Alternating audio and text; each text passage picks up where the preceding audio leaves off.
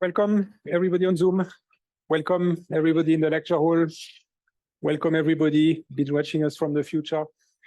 We are going to continue looking and hopefully finish the part on Apache Spark right here today. And if time permits, I might tell you a few things about performance today and tomorrow. But as usual, before we do this, I have a few questions to ask you. So let's switch over to the Clicker app.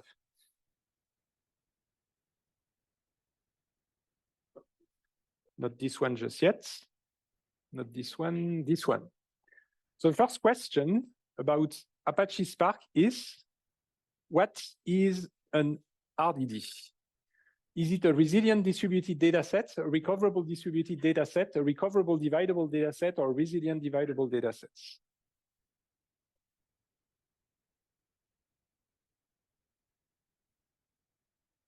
Of course, I try to make the questions hard to reverse engineer, right? But it's all an art to reverse engineer multiple choice questions that you can actually make them resilient. One of the things is also to shuffle around, because if the answers are not given randomly, you increase the chances by answering answer C, which is typically where people put the right answer. But for the exam, we shuffle everything, so you cannot use that strategy. Anyway, closing the parenthesis, let's see your answers.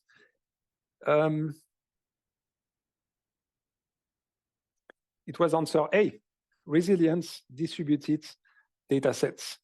Resilient because it can be kept in memory, and if necessary, it's recomputed, so you can pin it. I will come back to that. And distributed because it's actually stored over multiple machines. It's not on a single machine. You can actually use an action to download the entire RDD locally to a local list, but in its normal state, it's actually spread over machines, and it can be actually too large to even fit on a single machine, right? So resilient distributed data sets. So congratulations on the first one. Here's the second one. MapReduce works with key value pairs, but our input can be in many different forms: text, binary, tables, JSON, Parquet, XML, and so on. So how is the input converted to key value pairs?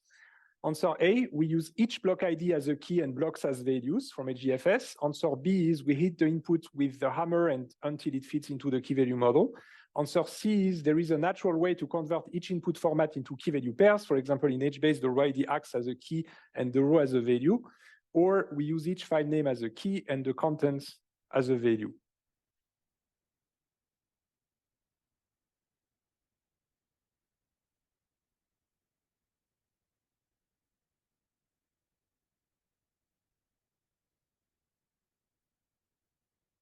Let's look at your answers. And the majority is for answer C. And in that case, answer C is actually the correct answer.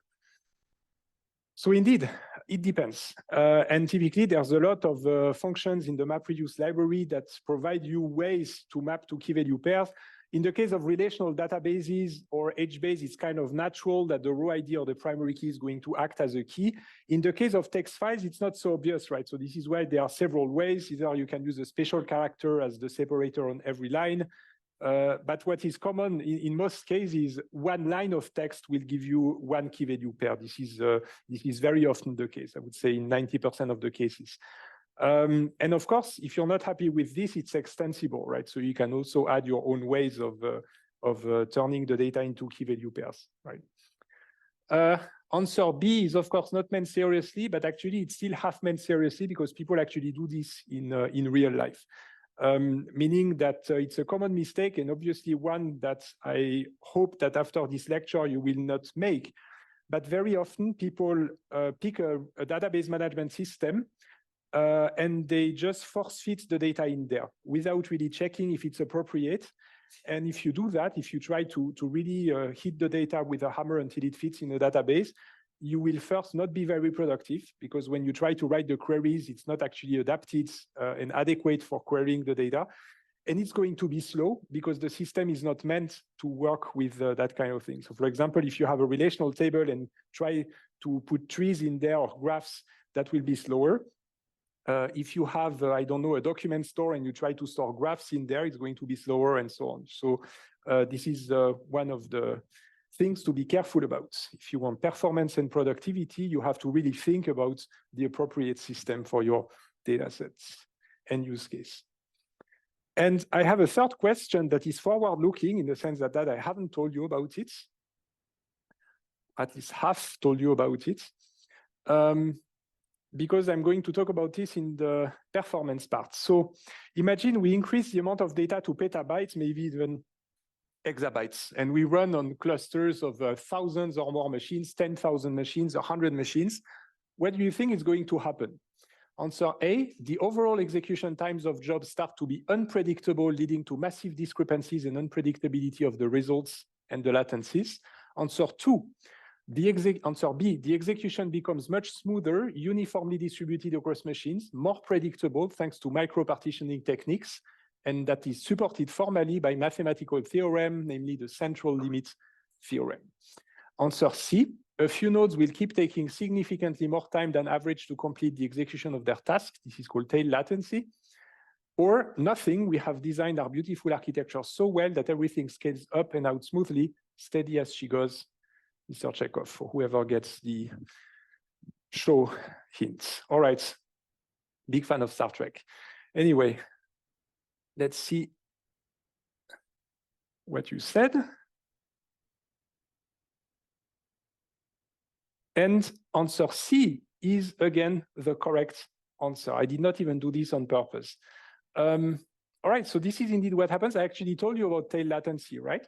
You notice that when we had this Pokemon counting the other day, 2 weeks ago, some of you took longer, and it's expected. It's every year the same. This is totally normal.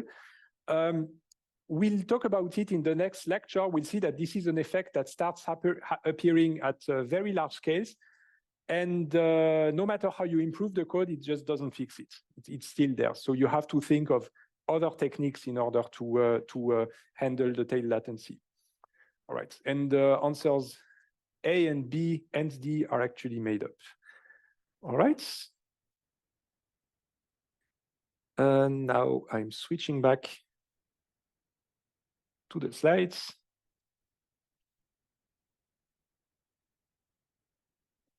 All right.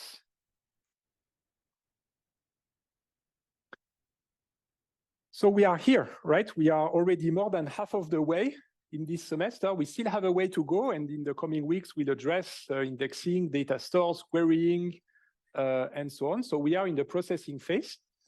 And the idea for Spark is that we have generalized the MapReduce model, which used to be just map and then reduce, so 2 transformations, linear. We have generalized it to any DAG of transformations, directed acyclic graph. So you cannot have any directed cycles, meaning that if you follow the arrows, you cannot get back from a point that you've already visited, right? So the data flow has the form of a DAG. I insist that this is a logical data flow, right? Because every rectangle here is an RDD, and the RDDs are spread across machines. So this is a logical view, not a physical view, right? All right, so that's the dependency graph between the RDDs. If you use Spark on a shell, it can actually look like this. When I say shell, it can be literally a command line shell that you can actually launch. There's a Scala, there's a PySpark with Python, so you can use whatever language you want. Or you have the fancy Jupyter notebooks, and you can actually write all of this in a Jupyter notebook, right? And there is a third way, that is to program an application that you just, that at the end you put it in a jar file, which is the Java way of serving your applications. And then you can actually execute a single Spark application, and then when it's done, it ends, right, with whatever code you have inside. So these are all the ways that you can be using Spark. And if you have a Spark application, you can have multiple jobs as part of the same application. And like this, also in a Jupyter notebook, when you execute multiple jobs and do it again and again and again, it's actually keeping the machines on the cluster. It's not creating new machines every time. It creates them the first time, but then it keeps them. This is the reason, and you need to be very careful if you carry out research in your PhD and try to measure the execution times. The first execution time is typically going to be slower because of the extra setup of the machines, and the second time and subsequent will be faster. So be very careful if you measure performance. Either you need to only execute from scratch every time, or you need to exclude the first time, but you basically need to take this into account, that the first time is always slower because of the initial setup. Okay, so that was an example that I gave you. And we also saw that it's lazy, meaning that it's only when you trigger the action count by value that the computations are actually made. Otherwise, it's only virtual, right? For as long as you don't actually trigger the action. All right. And then I showed you the restaurant menu of all of the transformations that you have at your disposal. What we learned in the process is that some of these transformations incredibly look like SQL relational algebra transformations. For example, the filter transformation probably reminded you of a select or the where clause of SQL.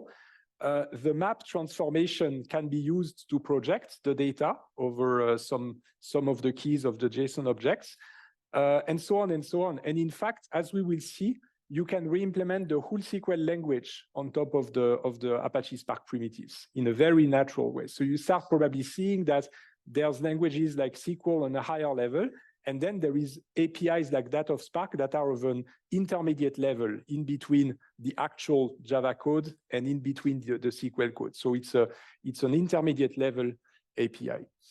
And of course, in SQL, we have joins. So guess what? We also have transformations that do joins, and that can obviously used when you implement SQL joins. So what does a join transformation do? Of course, it's an intermediate level, right? So it's shielding you less from the intermediate layers. So what happens is that you put together the key values from both sides that have the same key, and you output a triple. You output the key they have in common, and then the value of the left and the value on the right, right? So this is what you get. If you have multiple matches, then you output all possible combinations. For example, if you have 2 blue keys on the left and 3 blue keys on the right, you're going to have 6 output joint keys, 2 times 3, right? All possible combinations. For whom is that clear?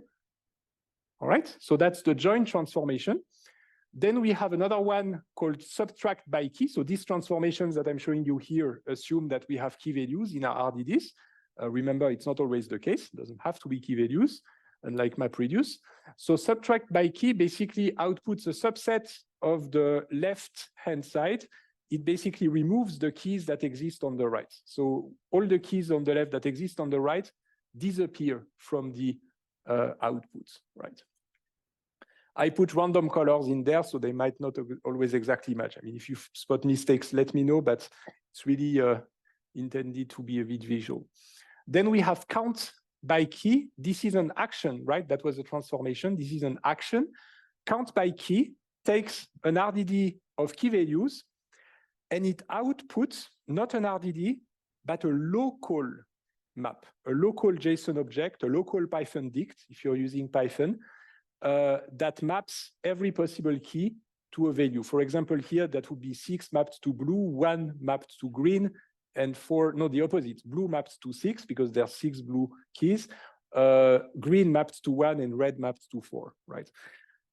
Again, whenever you have an action that materializes locally, you need to make sure that the number of keys is reasonable, because if you have an RDD with 1 trillion keys and the keys are unique, if you try to call count by key, you would be technically created a local Python dict with 1 trillion keys. And of course, that's going to crash the machine. So you really need to be careful about this. When you use actions like that, you need, just by knowledge of what you are doing and knowledge of the data set, you need to make sure that, that there's not too many keys in there, right? So be careful about these things.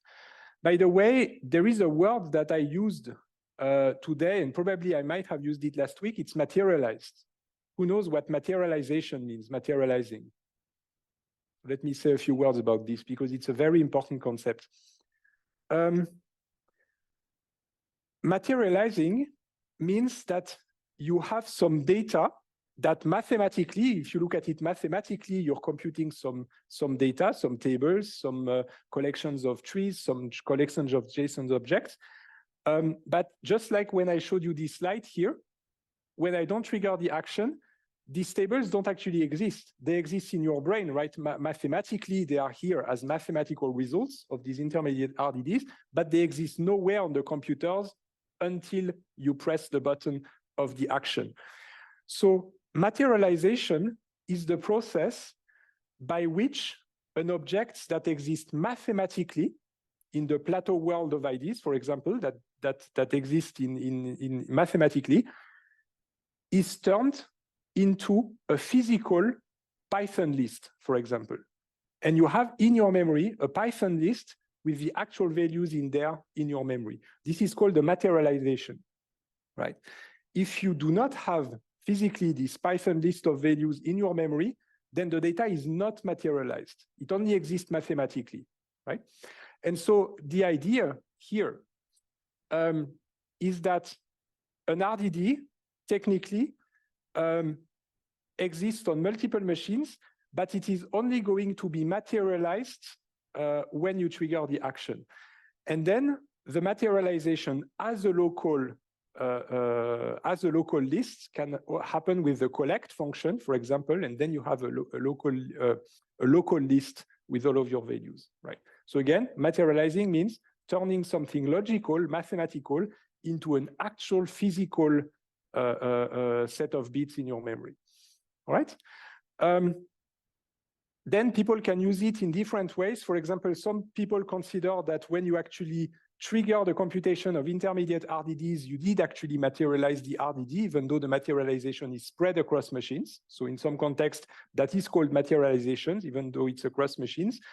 In other contexts, some people mean with materialization that it's really locally on the same machine, that you're holding the pointer to your list that has the data, right? And what it means depends on the context, basically, every time. For whom is that clear? Right? Okay. So I'll come back to it when I explain the physical part. It's very important because the reason why I'm saying this is that in the general case like this of the DAG, in order to optimize things, we will see that not all of these RDDs are actually going to be materialized. We might strategically decide to materialize only a few of them, and for the rest, we don't actually materialize them anywhere. We find tricks to not have to do it, but I'll come back to this, right? The only constraint you have technically is that the end one, at the end, when you trigger the action, this is the one that you really need to materialize somewhere. All right, so let's continue. Then we have lookup that takes a key and outputs the value or values that are associated with the key. And that's it. And these are just a few examples of my restaurant menu. There's probably 100 or 200 transformations, actions, and creations, if you call creation a creation function. So typically, you just look at the documentation and find the one that you look for. There are also a few books available, like I think in the already books, they have tables that documents the list of available transformations. Unfortunately, I was not able to find some Apache Spark documentation page with a list of all of them. Typically, you find them on the Javadoc page, where you look for the classes, and then you have the list of all the methods, and these are the transformations. So maybe I'm just not aware of that. Maybe there is one somewhere. If one of you finds it, then let me know. But you basically have to put your hands in the code and to look at the Javadocs to find the complete list. All right? Okay, so that was the logical layer, all the list of actions, transformations, and creations. Who is now following up to speed? All right. Who read the textbook, the big data textbook? Okay, you should really do it. Who read the papers that go with it, the optional readings? That's also a very good idea to read them, even though if they are optional, it's still a good idea to read them because that activates the patterns in your brain of what you are learning. So it's a very good idea. All right, so since you're all up to speed, I'm now going to go to the physical layer and show you the secrets of what's happening behind the scenes when you actually use Spark from the comfort of your Jupyter notebook. So I'm going to start with a simple case of transformation. What is this one called? It's a map, right? At least maybe there's others that would look visually the same, but basically it could be a map. Now, some people answered something differently. You probably meant to answer narrow, right? Narrow dependency. Who wanted to answer narrow dependency? Nobody? Okay, then I will tell you this is a narrow dependency. The idea is that there is no spaghetti in there, or at least it would be spaghettis before you actually cook them, but it's not fully entangled, right? So in this case, we can actually optimize things a little bit, and in particular, we can execute nicely in parallel. It's just like the map phase of MapReduce, right? So technically, it means that we can divide the amount of work, the workload, by partitioning the input RDD, right? And I'm going to apply my map function to every one of these values in here to output the values I want. And that gives me a first task, and the task is associated with what we call the split in MapReduce. That would be a partition in Spark, it's called a partition. Task 2 is about calling the map functions, the map function on these values. Task 3 here, task 4 here. It doesn't have to be the same number, right? So task 4 has 2. This shouldn't be new to you, right? Because we saw it in MapReduce. That's exactly how we do things in MapReduce. So there is still this idea of doing it. And the notion of a task here is the same one as the notion of a task in MapReduce. By default, that also shouldn't surprise you because that's just like MapReduce. By default, we try to have one task for every HDFS block if we are working with HDFS, right? Could be also working with S3 or Azure Blob Storage or other things. But in the case of HDFS, you will have typically one task for every HDFS block. We also have the same issue as in MapReduce, meaning that the data might spill over slightly on the next block, right? You never have the guarantee that a value ends exactly at a block limit. It could be that there's a few extra bits on another block, and we just have to live with that. So now, the parallel execution goes like this. On the top, you have the logical layer. That's basically my graph of RDD. I have one RDD here. That was my blue rectangle before. And I have another RDD. That's another blue rectangle. And then I had an arrow. So this here that you see here would correspond in my graph to one like this, right? There's one RDD, the other RDD. But what I did on this slide here is that I actually added the values in there visually, right? But technically, this is one rectangle of the DAG, one rectangle of the DAG, and one line of the DAG. This is logical. On the physical layer, what's going to happen is that I have, let's say, 4 machines, machine 1, 2, 3, 4. The first machine takes care of task 1, second machine, task 2, third machine, task 3, and fourth machine, task 4. Now, you know from MapReduce how this works, right? Technically, if the machines have multiple virtual cores, you can even have one per virtual cores, right? So if you have 16 virtual cores on a machine, then you can have 16 tasks executed at the same time, one per core, right? So technically, this corresponds to what we call the slots, right? In the context of MapReduce, right? We have 4 slots, 4 tasks. In that case, it's a bad practice because I have as many tasks as slots. And I told you in practice, it's better to have more tasks, right? So maybe 2 machines would have been enough, or 2 slots would have been enough, or I could have maybe 10 tasks for 4 machines would have been nice too, right? But just for the purpose of the example, in that case, I just happen to have 4 tasks and 4 slots. So that's the parallel execution. And in that case, of course, I'm materializing the RDD because it's there at the end. I do have my output values spread over the cluster, but they are materialized, right? I actually created them by calling the map function. Where are they? In the memory of the machines or on the disk of the machines if there wasn't enough memory space. All right, so now that should also remind you of MapReduce. This is really not new for you. If I have more tasks than slots, in that case, I have 11 tasks for 4 slots. Then what's going to happen is that the faster slots or the slots that get the easy tasks are going to get more tasks. For example, the 4th slot at the bottom got 4 tasks because maybe it had a very good CPU, or maybe task 4 and 8 were super easy, but basically it has more. And the first and the third slots had a bit less. Maybe they were less efficient, or maybe tasks 1 and 3 were more involved, right? Is there a question on Zoom?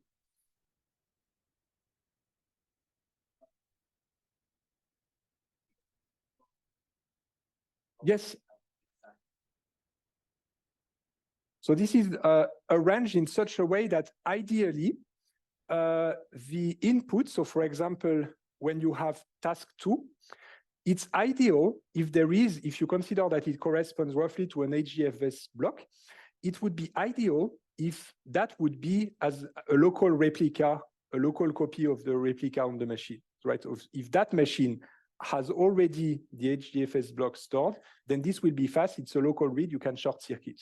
It's not possible in all cases. It might be, let's say for task 6, maybe there is no local replica. And in that case, you just read it over the network using the HDFS protocols, right?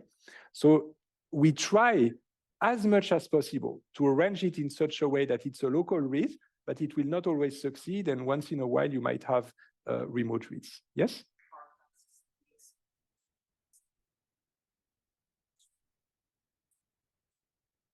So I'm repeating for the people on Zoom. So are tasks pre-assigned statically or are they assigned dynamically? They're assigned dynamically.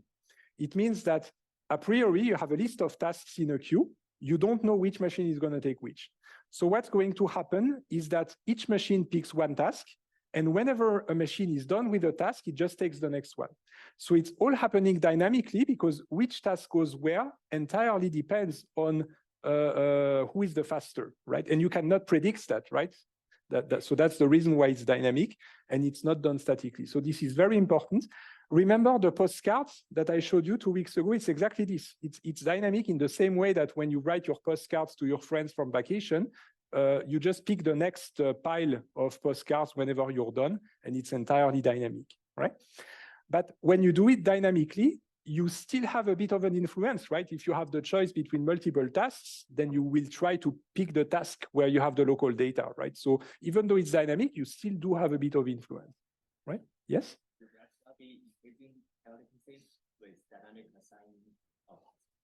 What would increase? The tail latency.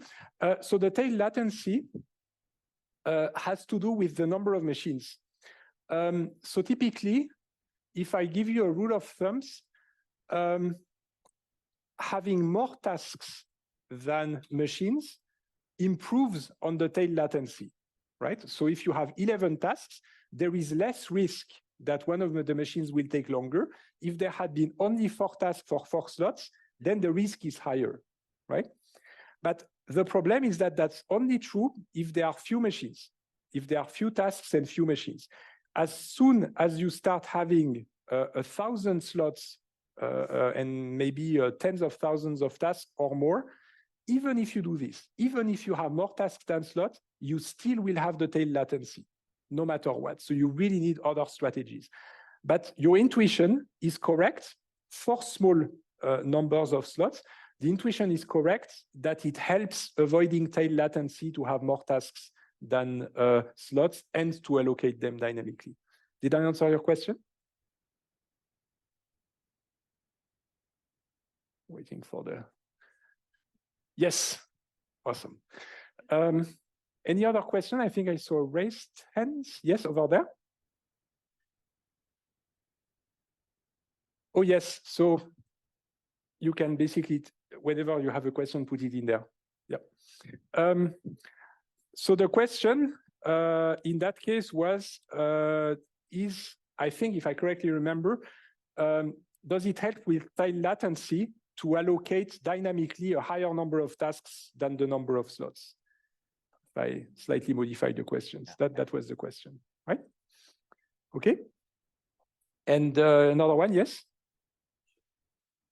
It's better if we can do it, yeah, but I'm trying not to scare you by throwing it because we've seen what happens if we actually throw, or you can maybe bring it to the student, or you can throw it, but just be careful because, yeah, go ahead. So on the previous slide, this one here, in RDD2, is that supposed to be like an intermediary result or not? Because you mentioned it's going to be stored in memory and eventually it's going to be flushed to disk.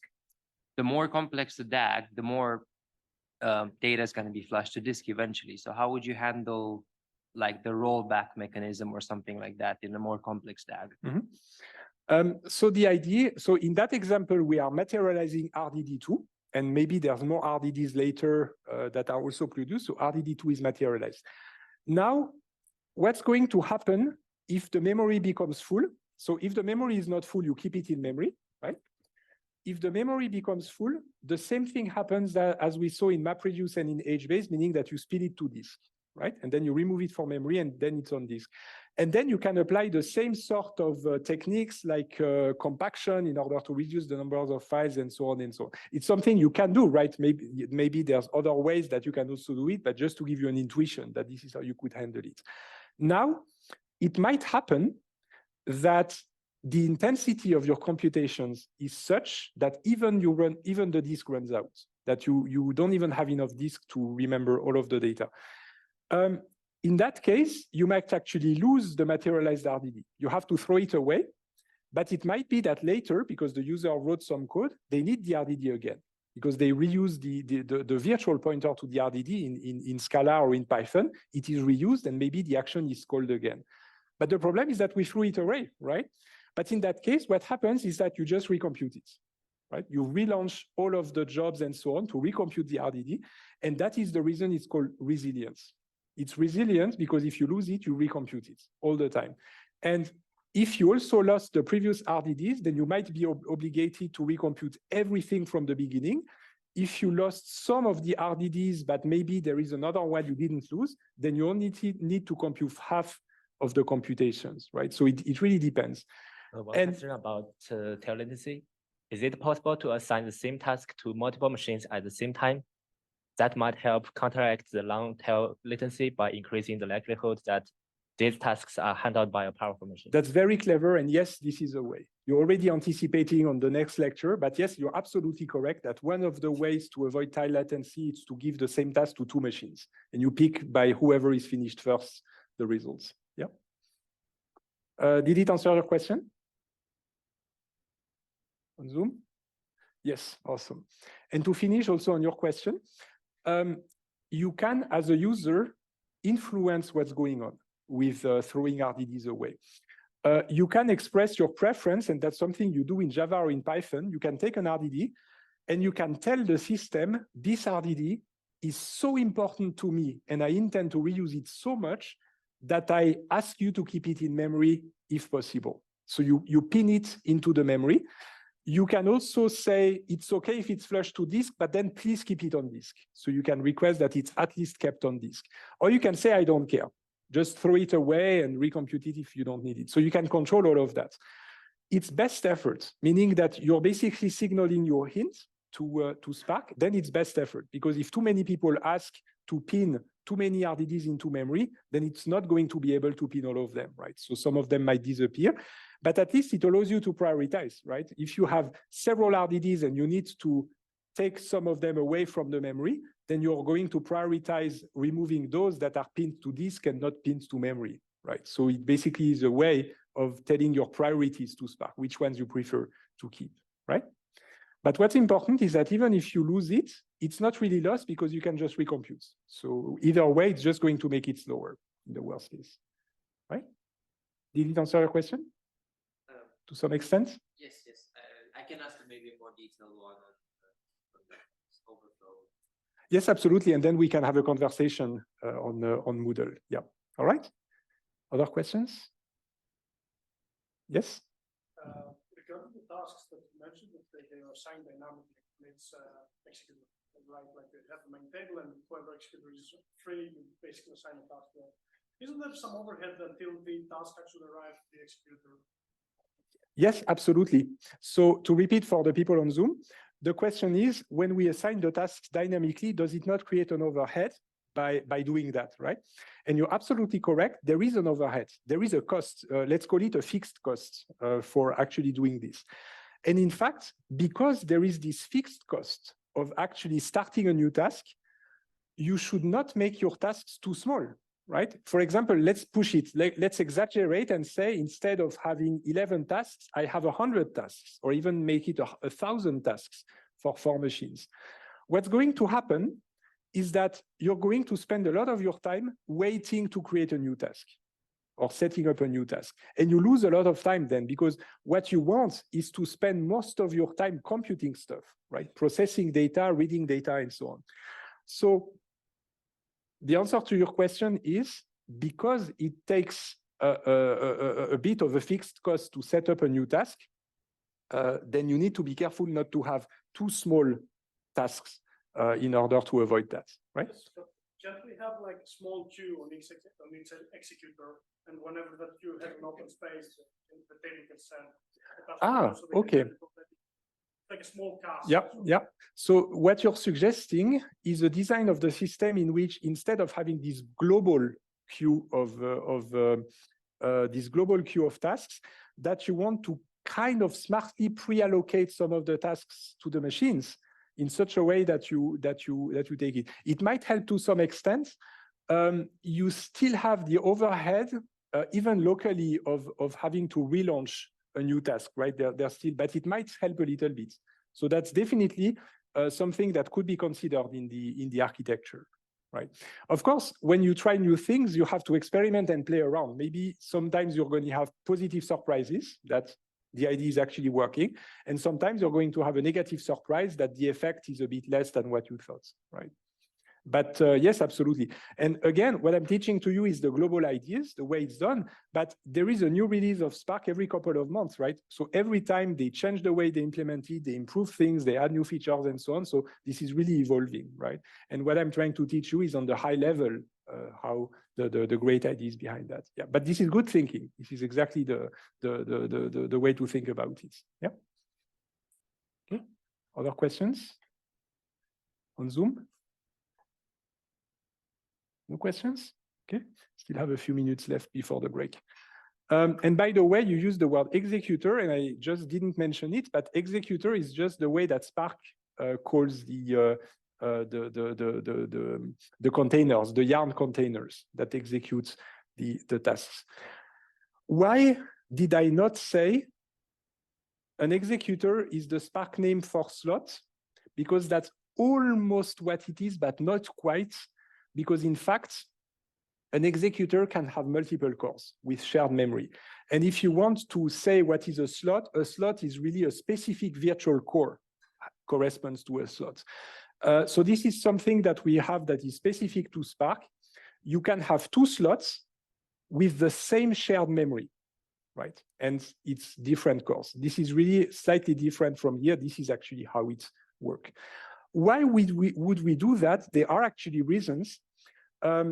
It's for the case, imagine that when you group data, for example, some of the groups might be larger than some other groups. So it might be that you're going to end up just on that core right here with a lot of data that is going to be using a lot of memory. And then on that core right here, it's going to be using much less memory. Now, if you separate them like this, what's going to happen is that you have memory that is not used at all on that machine, but this machine is overfilled. The memory is running out of memory. If you start being a bit more flexible and saying it's okay if several slots actually do share the memory, then it gives you a bit of elasticity, because it might be that one of the core uses a lot of the memory and the other one doesn't. So it just gives you a tiny bit of flexibility, right? It does not mean that they communicate. That's not what it means. It just means that they share the memory resource, that the amount of memory is kind of elastic between the two cores, right? So this is why a slot, as we called it in MapReduce, a slot is basically what executes the task sequentially, corresponds to a virtual core, but multiple slots can be grouped into what's called an executor. And the executor corresponds to a yarn container, right? This is a yarn container. It has, in that case, 2 cores and maybe 10 gigabytes of memory. For whom is that clear? All right. Awesome. There's a lot to digest, right? So this is absolutely not trivial. Okay, so this is the first difference with what we saw in MapReduce, the fact that we actually have some of the slots share some memory resources. Now, let's think a bit more. That's something MapReduce doesn't have. In MapReduce, it's just map and reduce and we are done with shuffling in the middle. But what I could have in the case of Apache Spark is several transformations applied one after the other, and there is no spaghetti in them. It's all narrow dependency transformations. For example, I could have a filter transformation followed by a flat map transformation, followed by a map transformation. Who sees that there's no spaghetti in there? Filter, map, flat map, it's just almost vertical lines, nicely parallelizable. So you might think, let's say, imagine we have this, we have a sequence of transformations, and I'm assuming that these are narrow dependencies. So you might think, okay, naively, very naively and brute force, what can we do? Well, we can assign slots for the first transformation. Then we move over the data to other slots for the second transformation. And then we move over again the data to other slots for a third transformation, right? And you might even create partitions that are different, right? It might be that this partition, half of it gets sent to that slot, the other gets sent to that slot. Now, who sees that this is very inefficient to do it that way? Who has an idea on how this could be improved? Yes, go ahead. Same slot, we can one part of the data, and latency be like just execute the multiple tasks one after the other on the same slot. Yes, absolutely. So you're suggesting, repeating for the people on Zoom, you suggest instead of changing the slot every time to keep the same slot, executing multiple map functions or multiple transformations without changing the machine, right? This is what you're suggesting. This is exactly the correct answer. And is this what you're suggesting, the visual? This is it, exactly. And in fact, let me tell you, this is not done that way. What you see here is just made up. That would have been a naive design if you don't think too much. In fact, this is how it's done. We have these 4 slots. And what happens is that this CPU right here, this virtual core, is taking one value here. It's calling the map function.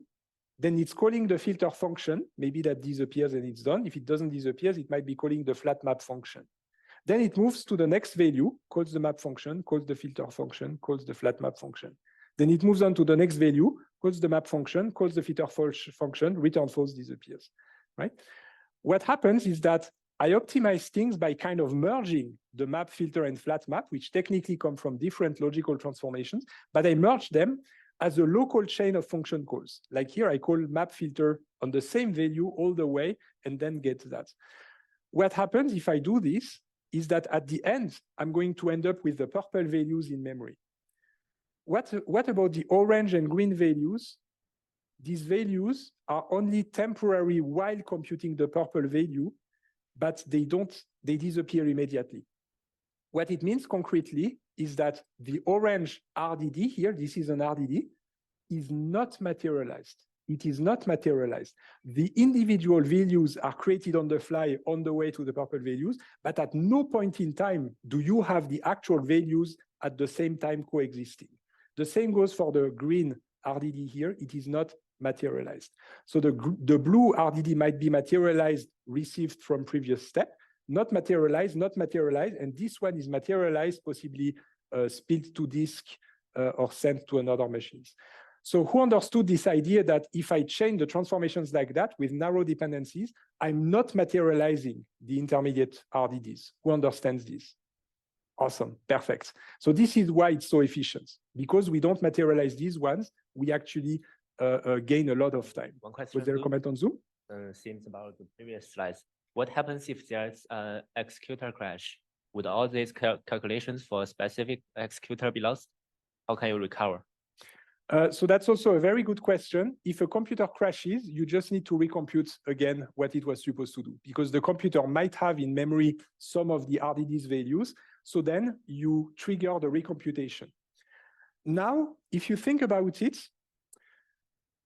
in the worst case, you need to recompute the entire thing. You need to recompute everything. In some optimistic cases, you might be able to be smart enough to realize that the part of the RDD that you lost on the machine that crashes only depends on part of the data of before, because it was a narrow dependency, in which case what you need to recompute is just a tiny part. So in some cases, you manage to recompute minimally, and in some worst cases, you have no choice but to just do everything from scratch all over again, right? Does it answer your question? Yes, awesome. Okay, it's actually bringing us to the break. So let's take 15 minutes of well-deserved break. You can get a coffee, go for a walk, have a chat. I'll see you in 15 minutes and we'll continue this. Thank you.